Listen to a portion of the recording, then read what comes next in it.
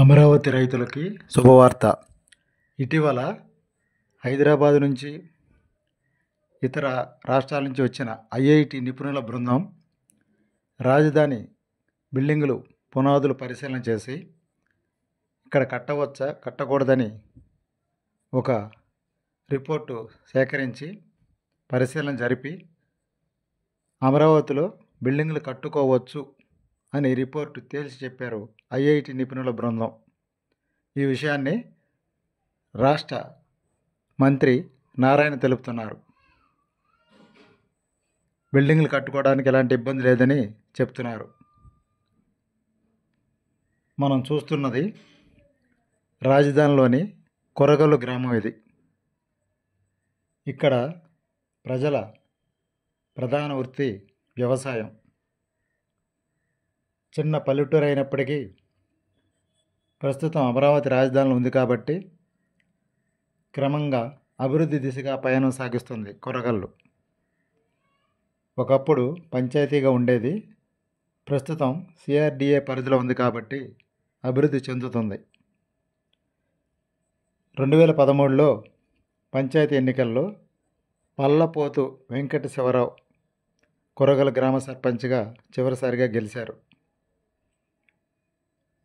ఇక్కడ ప్రజలు పూతోటలు అంటే బంతిపూలు, మల్లెపూలు తోటలు ఎక్కువగా పండిస్తూ ఉంటారు. రైతులు ఎక్కువ ఇక్కడ. అయితే జంగిల్ క్లియరెన్సు ఇక్కడ అంతగా చేయలేదు. ఎందుకంటే ఇటీవల కాలంలో వర్షాలు ఎక్కువగా ఉండటం వల్ల ఈ ఏరియాలో జంగిల్ క్లియరెన్స్ చేయలేదని చెప్తున్నారు నారాయణ. మరో 15 రోజుల్లో కొరగల్లు ప్రాంతంలో జంగిల్ క్లియరెన్స్ చేయొచ్చని చెప్తున్నారు.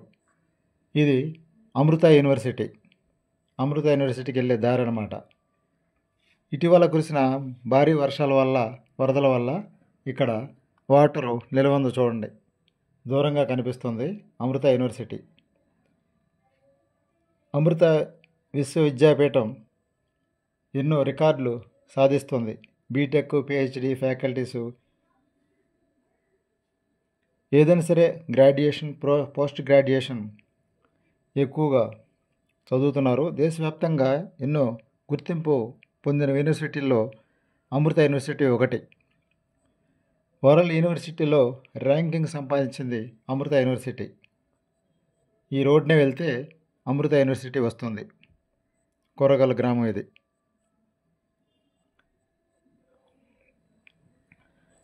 అయితే రాజధానిలో ఇలాంటి విశ్వవిద్యాలయం ఉండటం కూడా మంచిదని చెప్తున్నారు. ఇక్కడ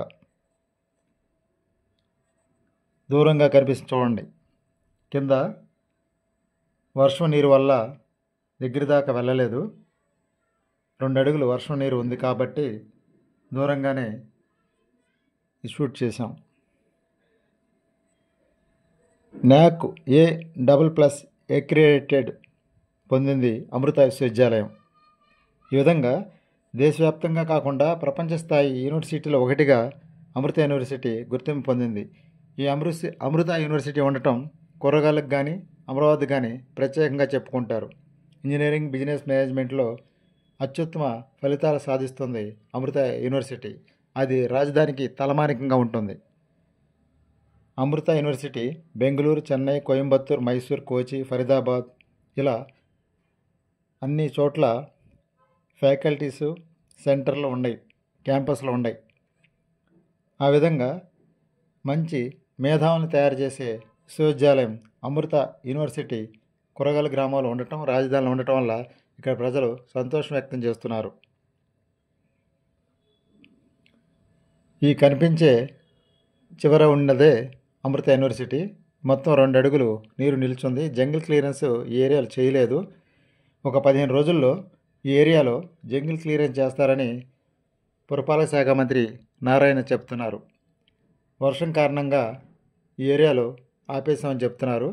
15-20 రోజుల్లో పూర్తి స్థాయి జంగిల్ క్లియరెన్స్ చేస్తే కానీ ఈ ఏరియాలో యూనివర్సిటీ స్వరూపం కనిపించదని ఇక్కడ స్థానికులు చెప్తున్నారు, కొరగల్లు వాసులు. ఏదైనా సరే విద్యాపరంగా అమృత యూనివర్సిటీ మంచి పేరు సాధిస్తుంది. అలాంటి పేరు సాధించి మంచి విద్యార్థులు తయారు చేసే యూనివర్సిటీ అమరావతి రాజధానిలో ఉండటం వల్ల ఈ గ్రామం అదృష్టమని కురగల గ్రామస్తులు, రైతులు, ప్రజలు చెప్తున్నారు. భవిష్యత్తులో అమరావతిలో బిల్డింగులు ఓకే అని చెప్పారు కాబట్టి ఇంజనీర్లు ఇక మాకు ఎలాంటి ఇబ్బంది లేదని, ల్యాండ్ పూలింగ్కి ఇవ్వాల్సిన భూములు కూడా మేము ఇస్తామని ఇక్కడ రైతులు చెప్తున్నారు. కొంతమంది రైతులు ఇవ్వలేదు. ఆ ఇవ్వాల్సిన రైతులు కూడా త్వరలో ల్యాండ్ పూలింగ్కి ఇస్తారని కూడా చెప్తున్నారు.